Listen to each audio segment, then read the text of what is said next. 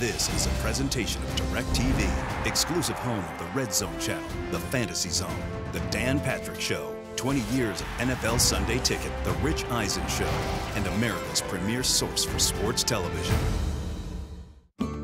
He corrects grammar in tweets. He always thinks the book is better than the movie. He doesn't really need glasses. He refers to raw vegetables as crudités. He has a subscription to the Wall Street Journal and actually reads it. His diet is gluten-free, although he doesn't have a gluten allergy. I'm not always pretentious, but when I'm at my most pretentious, it's on the box score. It starts now, my friends. I don't know a lot about sports, but I can drink a lot of beer. My motto is simple: C's get degrees. Need a long, inappropriate hug? I'm your man. I think I'm smarter than you, because I probably am. Howard Coward for box score.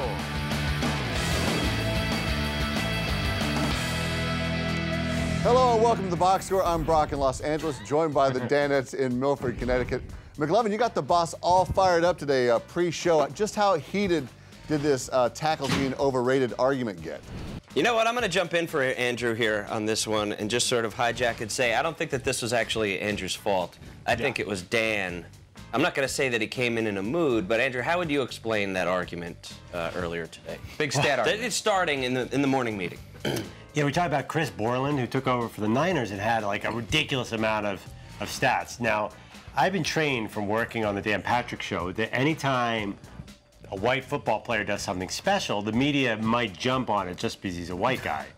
I'm sorry, it's just a fact. So I had to put your radar up, make sure we're getting our facts straight here. And he's like, well, he had so many tackles, he must be good. I'm like, tackles? Oh, everyone knows that tackles are overrated. It was the way I said it.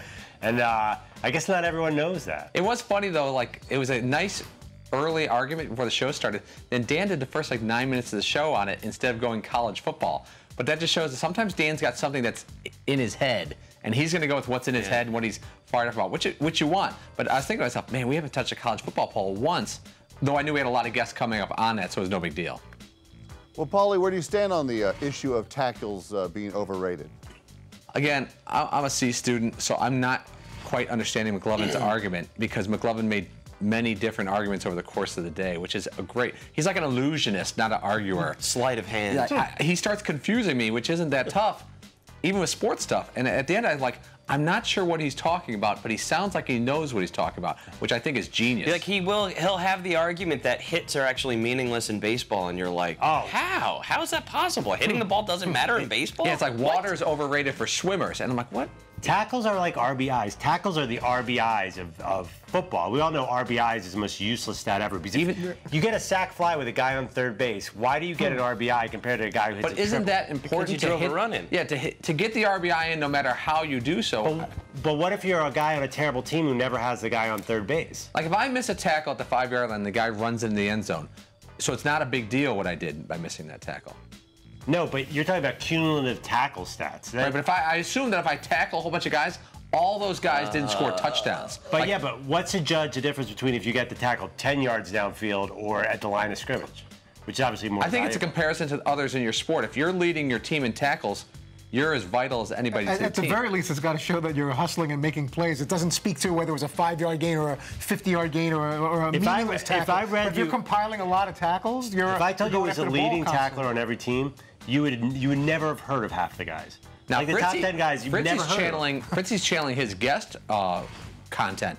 You know, Fritzy sometimes thinks 5 guests are better than 1 guest. Yeah, but what if the 5 guests stink? What if it's that's a good point. If it's like the last option is compared to 2 great guests? That's a good point, but in some situations it seems like quantity is better than quality. I know that goes against everything we're thinking, and we all went to school where they're trying to explain to you that it's the quality of the assignments or book reports you're writing or whatever. But we all know if you're a compiler and you've got whether it's a lot of guests or a lot of notes or whatever, it gives the appearance that you're on the ball. Like the Rich Eisen show, which just finished on DirecTV's Audience Network, they had 6 or 7 guests today, and I think we had 4.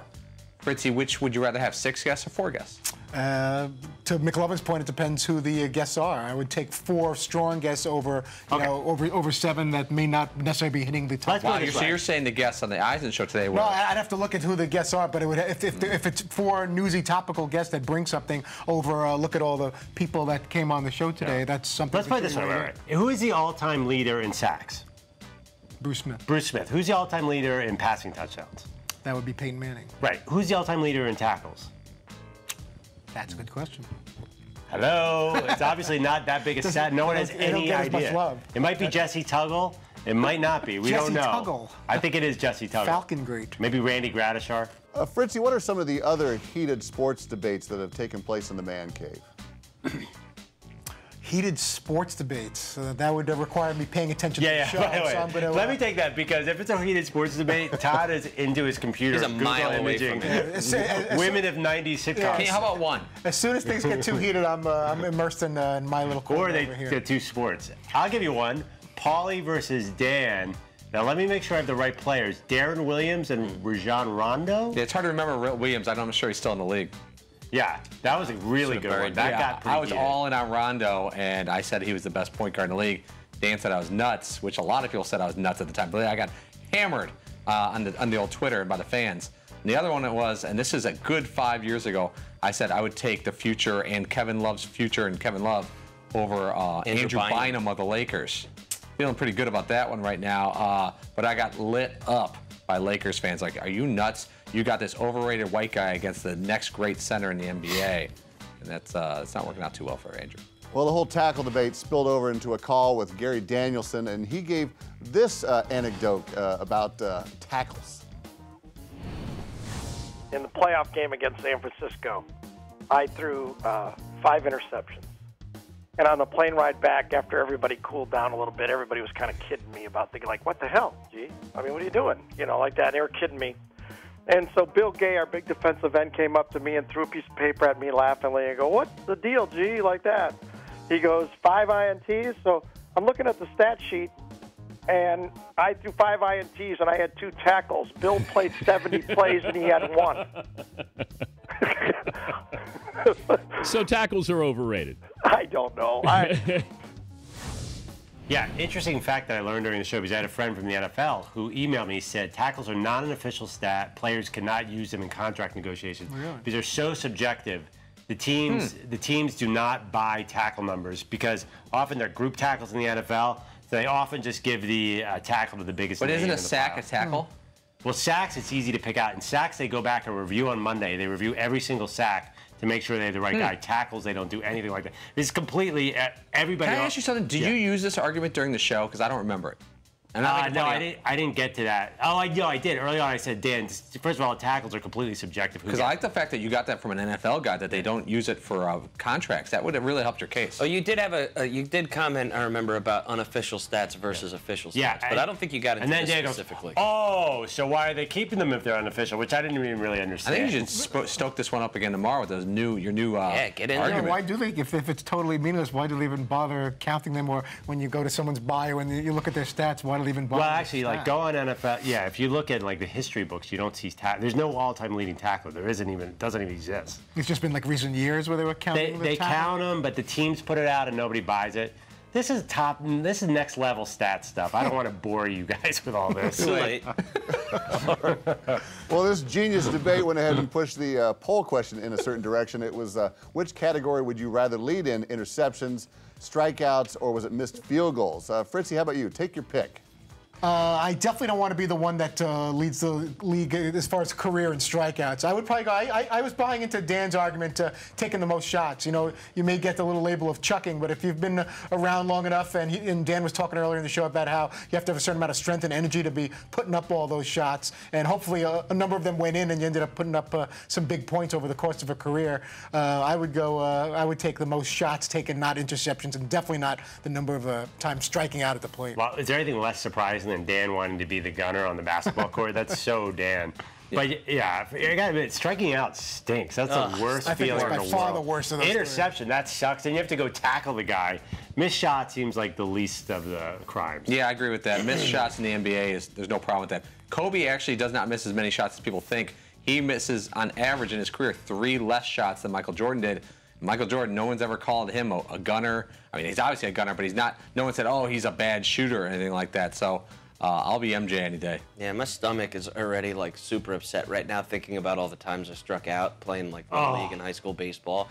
Hated it. It was the worst. I struck out a lot, and it drove me crazy. Which is I'll worse? do the shot thing all day. Which is worse, Eaton, striking out looking or striking out swinging? Definitely Looking. It's like the worst thing you could do You as get an such athlete. dirty looks from family and You didn't even coaches. swing? It's like, well, it's like, no, like, you know, my dad was really into it. He didn't like yell at me or anything, but he gave me that look like I thought we kind of went over this. You know, you got a bat in your hand. There's 2 strikes. You got to protect the plate. You at least swing the bat, make an attempt to try to get it. Brock, I think you wrestled too. I wrestled lightly when I was a kid, and I lost a lot. But I would get beat sometimes, like literally 15-2. I just get waxed. But I would also get pinned sometimes, but not as much. And I always felt way better after a shellacking 15-2 than pinning. Felt like I'm a lesser person. At least I didn't get pinned. Right. I can't keep my shoulders off the mat for 3 seconds against a guy who's the same exact height and weight as me. There's nothing more humiliating than being put on your back like your brother used to. Just hold your shoulders down. And the ref says, you're done. This match is over. It's the worst. Right. And it happened quite a bit. Okay, still to come, McLovin being fired up, rubbed off on Fritzy, just figuratively. So you can come back. You won't have to see anything gross.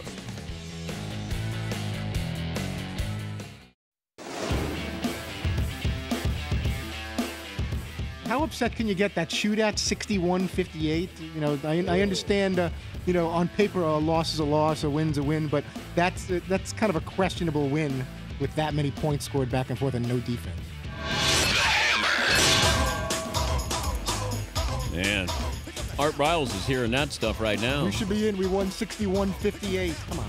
Welcome back to the box score. You just saw Fritzy drop the hammer on Baylor coach Art Briles. Fritzy, how nervous were you when Dan said that you were going to have to say what you had said to the coach or what you had said about Baylor? I was a little nervous. It's very easy to have, beer goggles, or when, people act tough on social media and write mean things on Twitter or Facebook, whatever, and don't have to deal with the actual person. So that was my opinion. That 61-58 game in my book is a push, and there's no thumping of chest by Baylor feeling that they got screwed over by the committee with where they are right now, where TCU is. But I didn't know Dan was going to actually have me bring that up to the coach. What if they only won 3-0? Or what? Let's say it was 13-10. Baylor beat TCU. How would that be a different win to you? It would be different because it was at least more competitive and it was like more normal. So don't you have a problem with TCU letting up 61 points? You said they. Yeah, that's what I'm saying. Either team, like no one really deserved to win. What I consider, you could consider that great offense. I look at it more as a horrible defense and a sloppy Now let's game. say it was a 7-3 game. Would you consider it great defense and horrible offense? It's just an I'd have to see how the game played out, but it's. Well, you can assume it's horrible offense if it scores 7-3. I think that's a safe assumption. Yeah, but it could be more great defense over the horrible offense, depending on how the different possessions go. I don't think it's that black and white. But did you watch the Baylor TCU game? I watched parts of it. I did not watch it. I didn't study it or analyze every play or anything like that. But to me, 61-58 isn't enough to say Baylor should be in the top four. You haven't broken down the game tape yet, Todd. If the Broncos won the Super Bowl 45-42, how would you feel about that win? I would like to think that I would feel the same way. If you would think it's a bogus win in the Super Bowl? No, not the Super Bowl. This is a regular season game in the middle of let's say it was a October. regular season game that was important for the Broncos to win, and they won 52-49. You would feel that's a bogus win? I wouldn't say bogus win, but it's tough to compare NFL to college football because we're talking about rankings. Oh, come on. And that's going to be wins and losses and division wins and if tiebreakers and all that. I'm talking specifically about last night. If the Baylor team or Coach Briles is watching and they're like in total disarray that TCU's ahead of them and they're saying, hey, but we beat them. I felt that what was if your team? What if it's the biggest game of the year and your team scores 8 points and the opponent scores 43 points, hypothetically? Oh. I feel with that. That's more balanced. That's not cool. Let's circle it all back around. Here it is, Art Briles versus Fritzy. Fritzy, your question for the coach? Okay, so I got to rile up Coach Briles to get it started. Let's go. Oh, Rile, I like it. Where you must be from West Texas or something, huh? I'm actually a Brooklyn, New Yorker, but my question to you is how much of a leg does Baylor have to stand on? How upset can the Bears be I know you beat TCU, but in a crazy back-and-forth video game of 61-58, how much of a thumping of a chest can a team do after winning a 61-58 game? How much of a what? How much can you thump your chest Oh, saying, no. hey, we beat the Horned Frogs? Come on now, Fritzy. In football, you start thumping your chest, you start checking your butt because it's just getting spanked. So, no, we're not doing anything. I mean, what we're trying to do is beat the next opponent, and at the end of the day, then we'll see where everybody's standing. But there's a lot of football left in this season. That's awesome. I talked to Coach Briles right before he was on, and I asked him, Coach, are you familiar with the show? He goes, I've seen it on TV. And so I assume he's telling the truth, and I think he generally knew who Fritzy was beforehand. But to hear Art Briles in the middle of the most important couple weeks of his life to be debating with Fritzy, some guy who watches no college football and lives in Brooklyn, is just fascinating. I'm actually a Brooklyn, New Yorker. Brooklyn, New Yorker. He's arguing with a West Texas football coach. What did you just say, Brooklyn? I do watch a lot of college football, but I'm certainly no analyst, and I'm certainly not the right person to debate directly with Art Briles where they should be in the college football. It'd be great if rankings. you questioned some of his play calling or something. Like, Coach, I got to tell you, I don't know what you're thinking That here. bubble 3rd screen in and the 7. third is embarrassing. Really, going You haven't gotten away with that all day. Really going for it? You really want to do that? Yeah, Todd Fritz from El Paso. I have a question for the coach. Seton, I'm sure Baylor's pretty ticked off about being ranked below TCU right now. Do you think Baylor's going to be able to crawl back into the top 4 before the end of the year? I don't know. Perfect. Thank you for your expert analysis. I knew that's where we were going with that. How about this? Paulie, do you think the constant debate over the football playoffs is driving college football right now? Absolutely. It's fantastic. They've really pulled this off. I really believe that the ESPN production team, business people, producers, placed it at the perfect time. Monday is NFL no matter what happens in college football, because college is Saturday, then Sunday, NFL kind of finishes the weekend. And so Monday is almost always NFL. Tuesday to Wednesday is almost all college football. Now look at our rundown today. We didn't have one NFL guest, and it was the right rundown. So, I mean, they've really strategically place this to get the maximum coverage when there's no games going on, which is only Tuesday and Wednesday. Well, maybe it was because Fritzy couldn't get an NFL guest. All right, stick around. The guys get into the career of John Cusack. It's not necessary. We'll ask about John Cusack roles. Okay, I'm sorry, Fritzy. Let the healing start now. That's all right. Let the healing. Here we go.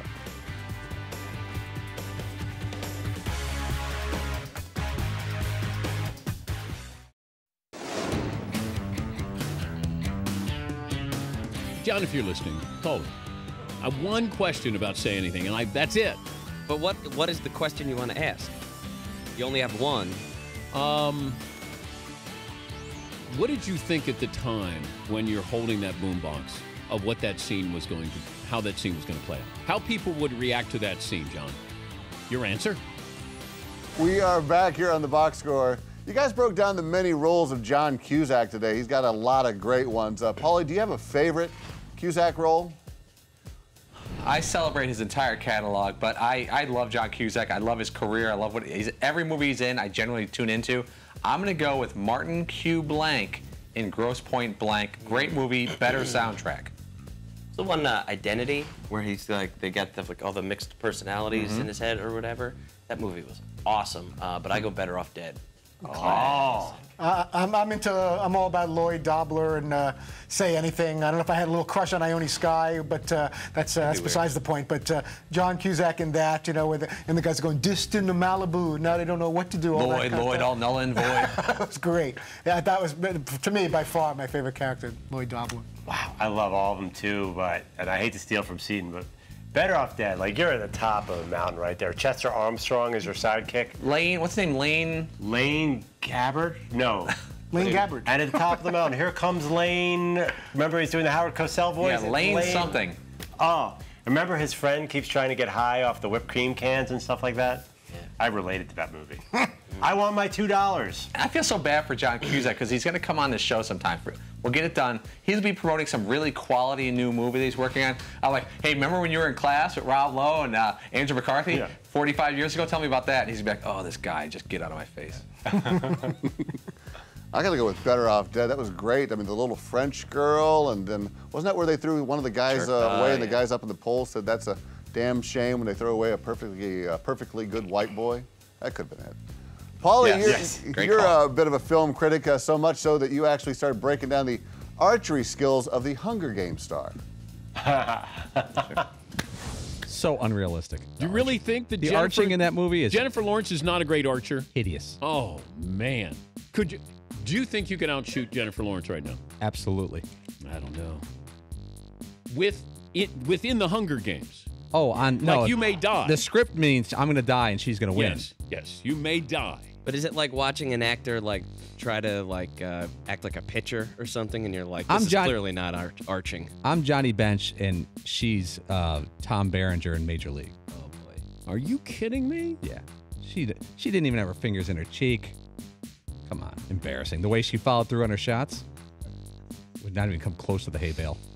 Nobody reviews Hunger Game movies like we do. Whoa. Yeah, as soon as this arching debate commenced, we were going right to the publicist for Jennifer Lawrence, and we've got to somehow, some way set this up, ideally face-to-face with Paulie in studio here in Connecticut or in the New York studios, and have them do an arch-off, or at the very least have her call in so we can have the two of them debate her skills. I don't know how good an archer she is. I think she has fantastic high cheekbones, like on those Bo Derek days. Not that you asked me about that.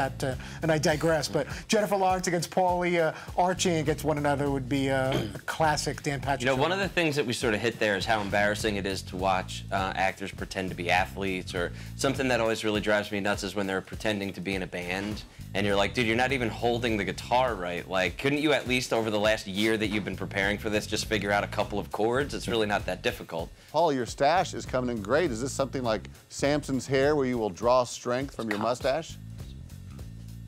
Yeah, I feel pretty good about it. I don't really notice it. Like when I leave here and I'm here all day, it doesn't feel like anything. It feels like nothing, unlike a beard. But I get up in the morning, I'm like, holy crap, look at that. Because it's not the greatest looking thing in the world. It's coming in a little bit. We're almost 2 weeks. But it just doesn't bother me. And my mom got a kick out of it because she said, it reminded me, my dad used to have one here and there. So I got a ways to go, but I really have nothing else to do. I'm not doing anything. I'm just basically breathing. And everyone says I'm growing a mustache, like you're tending to it and digging holes and planting fertilizer. I'm basically not dying. Yeah. That would be the only way it would stop, I would think. Let's tap into your former archer. How about you give us a full breakdown as you tried to give of Jennifer Lawrence's archery skills. We're going to show you a clip, and why don't you give us a little play-by-play, please? Sure, buddy. What is wrong with this form? Way too low. Oh, boy. If you saw her hand, it was down underneath her chin. Terrible sight line there. She's going to be shaking again under her chin. Her left arm is okay, pretty strong.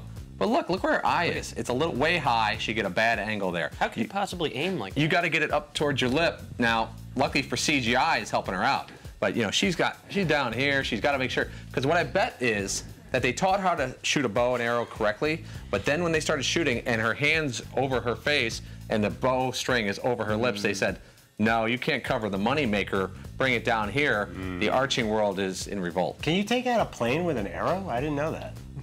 Some of us can, yeah, Special sure. bows. I mean, if I chose to, I wouldn't. I'm a grown man, for God's sake. Exploding arrows. You are Be careful out a there. gentleman. You are a gentleman. Oh, my pleasure. Don't go away. McLovin Brock, screwed I'm up not allowed to again. live within 10 miles of an airport just because of my expertise. Come You on. didn't know that, did you? That's safety first here. Yeah. Careful when traveling around True story. Milford, Connecticut in a small plane. Probably may take you down.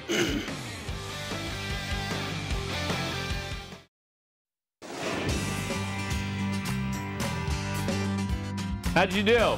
Something feels off. Well, are you just practicing? Because I don't know. They asked me to go in the box. it's 8 before the hour. Not even the top of the hour. So why would I go in the box now? I have no idea. I was wondering, but I thought you did great. My IM says go in the box. Welcome back to the box. Our last call here. McLovin, you got a little tripped up today. Went into the box early. What happened? So it was 50 after the hour, so I saw the 5 on the clock, but I wasn't really paying attention. I thought Seton was playing the end of hour music. I don't know why. And then I saw Paulie get up and go to talk to Dan. I'm like, Paulie, dude, are you going in the box? He's like, no. I'm like, oh, okay. Then I guess it is my turn to go in the box. Because they had set me up for the next segment, and I figured, Yeah, no, I just didn't realize. I thought you were joking with me. I thought you were trying to set me up. And then you walked right past me, went in the box. I'm like, okay. I thought you were taking my box appearance. Did you see how sensitive I was? Yes, I'm like, I did. Dude, this is my time in the box. Where are you going? Me time. Well, when you finally went into the box and on time, you offered this take on why DP got so carried away on this tackle debate today. He likes to experiment. He's very curious to see how I'll react. I think most of this is for his own entertainment, not necessarily for any greater point. I just think he likes to see me squirm, and he's doing a pretty good job of it today. Is Chris Borland's 18 tackles impressive? Of course it is, but now that I've boxed myself in, I can't say that. I have to argue it's not impressive, which puts me in a very uncomfortable position. So I have to stick with it, but I'm going to fight the good fight. For all you nerds out there, I'm going to do it. Yeah, honestly, as Paulie pointed out earlier, there was no actual content value in the first 10 minutes of the show as we debated tackles.